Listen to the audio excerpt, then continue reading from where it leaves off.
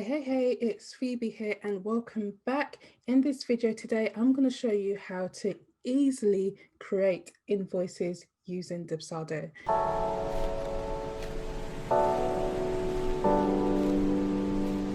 Now, you guys know that payments, anything to do with payments is sort of my favorite feature within Dubsado.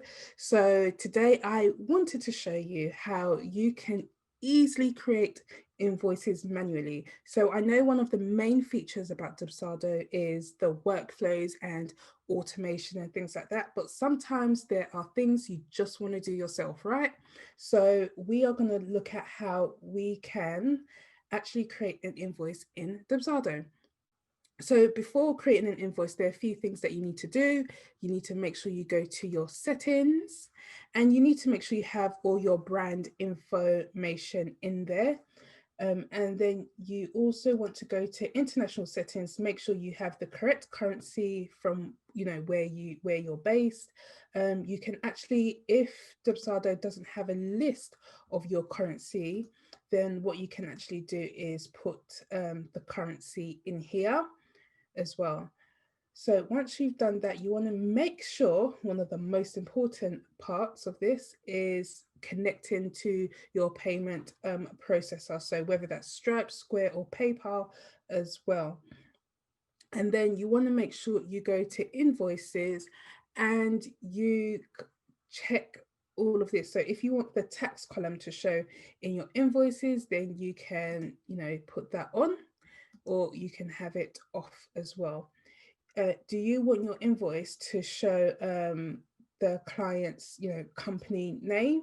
You can tick yes, or you can tick yes or no. And then one thing that's a lot of people do miss is the terms. So what you can also have in your invoices is actually have some terms in there. So maybe you've got some terms and conditions regarding invoices, when it's due and things like that. You can put it all here, or things like no refunds or refunds if you do them. You can have them at the bottom and at the top as well.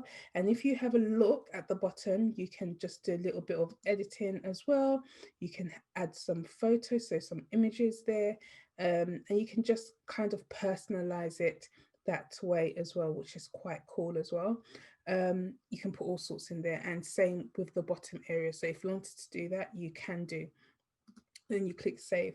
So once you have got all of those things done, what you need to do as well, you need to make sure that you do have a project. You are sending an invoice to somebody, so they have to be a project. You can't just create an invoice and not send it to anybody. Okay, so you'll click on your project and then you will go to invoices. Now, sometimes you might have a list of invoices here, and sometimes it might be blank if you haven't sent them any invoices before. So don't be alarmed on that. Sometimes it will show one main invoice, but what you want to do is just always kind of click invoice list, and then you can go to add to create an invoice. And once you've done that, then this is where you can actually create your invoice list, your invoice for the client. So you'd want to put the date, you can actually put the title of the invoice as well, and then you can put a new line item. So let's say it's something like it was a website that you was doing for someone, and then you can put your description. And then you always want to make sure you put quantity as 1, otherwise it won't recognize any prices to it. You can put your price there. So let's say you charge 500 for that. And then, as you can see, it has a subtotal as well. New tax item if applicable. You can put a category there, and then all you need to do is click add item. And there you have it. And once you have created your invoice, you can easily send that. So you can send via email, or you can copy it to them or send it to them via instant messaging if you have their WhatsApp or something like that. Or you can open it, you can view it yourself in a new window. But I usually like to open it via email. well, like to send it to them via email. So like I said, so what you want to do then is edit the content of the email. I like to make it look a little bit snazzy as well.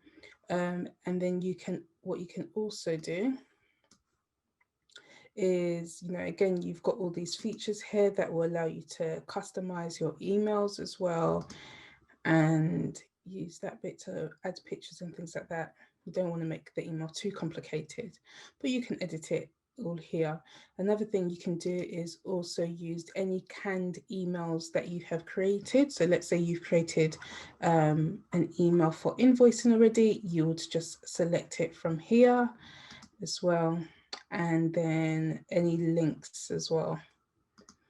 So what I sometimes like to do, let's say if I might be working late or something, I don't usually just click send. I like to schedule this, and let's say I will schedule it for 9 a.m. in the morning because that's working hours, right? So I tend to do that. And so that would then go into your workflow and it will send straight away at 9 a.m. So there you have it. Quick tutorial on how to send invoices to clients manually using Dubsado. I hope you found this video useful and helpful. If you like this video, please give it a thumbs up. If there is another tutorial that you'd like to see, just drop them in the comments. And that's it from me today, and I will speak to you guys in my next video. Bye for now.